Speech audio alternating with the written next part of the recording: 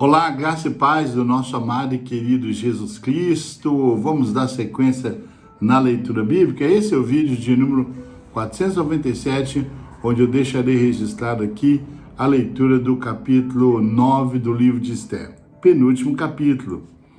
Diz assim a palavra do Senhor. No 13º dia do 12º mês, o mês de Adar, entraria em vigor o decreto do rei. Naquele dia, os inimigos dos judeus esperavam vencê-los, mas aconteceu o contrário. Os judeus dominaram aqueles que os odiavam, reunindo-se em suas cidades, em todas as províncias do rei Xerxes, para atacar os que buscavam a sua destruição.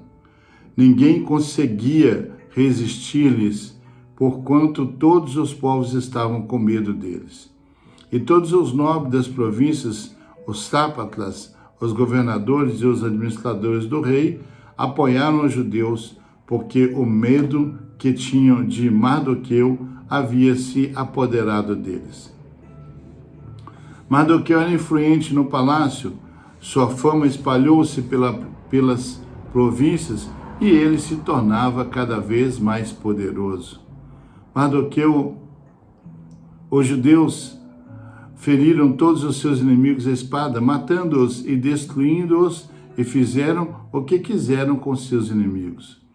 Na cidadela de Susã, os judeus mataram e destruíram 500 homens. Também mataram Parsandata, Dalfon, Aspata, Porata, Adalia, Aridata, Farmasta, Arisaía, Aridaía e Vaizada.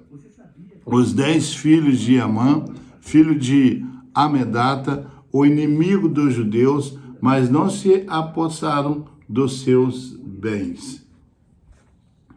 Naquele mesmo dia, o total de mortes na cidadela de Susã foi relatado ao rei, que disse à rainha Esther: os judeus mataram e destruíram 500 homens e os 10 filhos de Amã na cidade de Susã. Que terão feito nas outras províncias do império? Agora diga qual é o seu pedido e você será atendida. Tem ainda algum desejo? Este lhe será concedido. Respondeu Esther: se for do agrado do rei, que os judeus de Susã tenham autorização para executar também amanhã o decreto de hoje, para que os corpos dos 10 filhos de Amã sejam pendurados na forca. Então, o rei deu ordem para que assim fizesse. O decreto foi publicado em Susã, e os corpos dos 10 filhos de Amã foram pendurados na forca. Os judeus de Susã ajuntaram-se no 14º dia do mês de Adar e mataram 300 homens em Susã, mas não se apossaram de seus bens. Enquanto isso, ajuntou-se também o restante dos judeus que viviam nas províncias do império, para se protegerem e se livrarem dos seus inimigos. Eles mataram 75.000 deles, mas não se apossaram de seus bens.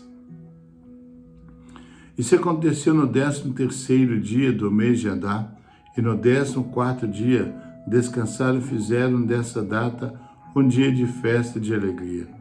Os judeus de Susã, porém, tinham se reunido no 13º e no 14º dia, e no 15º descansaram, e deles fizeram um dia de festa e de alegria. Por isso, os judeus que vivem em vilas e povoados comemoraram o 14º dia do mês de Adar como um dia de festa e alegria, um dia de troca de presentes. Mardoqueu registrou esses acontecimentos e enviou cartas a todos os judeus de todas as províncias do rei Xerxes, próximas e distantes, determinando que anualmente se comemorassem os dias 14º e 15º do mês de Adar, pois nesses dias os judeus livraram-se dos seus inimigos, e nesses meses a sua tristeza tornou-se em alegria e o seu pranto em dia de festa. Escreveu-lhes: dizendo que comemorasse aquelas datas como dias de festa e de alegria, de troca de presente e de ofertas aos pobres. E assim, os judeus adotaram como costume aquela comemoração, conforme o que Mardoqueu lhes tinha ordenado por escrito. Pois Amã, filho de Agagita, Amedata, inimigo de todos os judeus, tinha tramado contra eles para destruí-los e tinha lançado o pur, isto é, a sorte, para a ruína e destruição deles. Mas quando isso chegou ao acontecimento do rei, ele deu ordem escrita para que o plano maligno de Amã contra os judeus se voltasse contra a sua própria cabeça e para que ele e seus filhos fossem enforcados. Por isso, aqueles dias foram chamados Purim, da palavra pur, considerando tudo o que estava escrito nessa carta, o que tinha visto e o que tinha acontecido. Os judeus decidiram estabelecer o costume de que eles e seus descendentes e todos os que se tornassem judeus não deixariam de comemorar anualmente esses 2 dias na forma prescrita e na data certa. Esses dias seriam lembrados e comemorados em cada família de cada geração, em cada província e em cada cidade, e jamais deveriam deixar de ser comemorados pelos judeus. E os seus descendentes jamais deveriam esquecer-se de tais dias. Então a rainha Esther, filha de Abiail, e o judeu Mardoqueu escreveram com toda autoridade uma segunda carta para confirmar a primeira carta acerca do Purim. Mardoqueu enviou cartas a todos os judeus das 127 províncias do Império de Xerxes, desejando-lhes paz e segurança, e confirmando que os dias de Purim deveriam ser comemorados nas festas determinadas, conforme o judeu Mardoqueu e a rainha Esther tinha decretado e estabelecido para si mesmos, para todos os judeus e para os seus descendentes, e acrescentou observações sobre tempos de jejum e de lamentação. O decreto de Esther confirmou as regras do Purim, e isso foi escrito nos registros. Aleluia!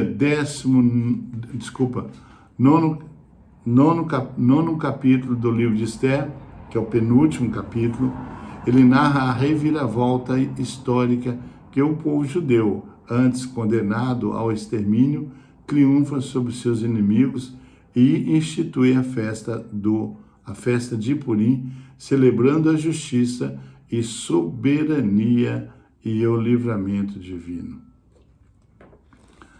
Esses 32 versículos podem então assim ser divididos.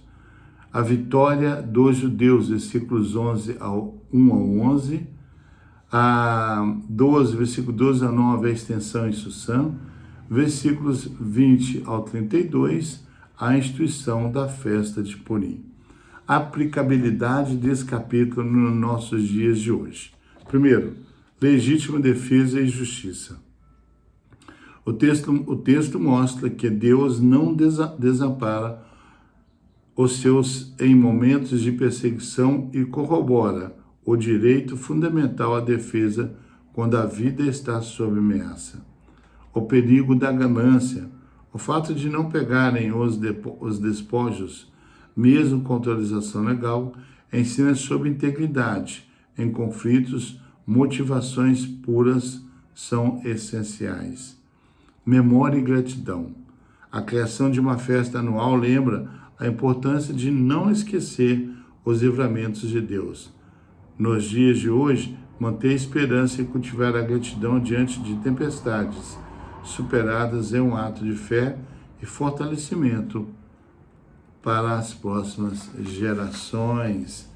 Aleluia, bênção de Deus. Então fica aí a leitura do capítulo 9, penúltimo capítulo do livro de Esther. Um grande abraço desse que vos fala, pastor Geraldo Magela, e até o próximo vídeo, querendo Deus.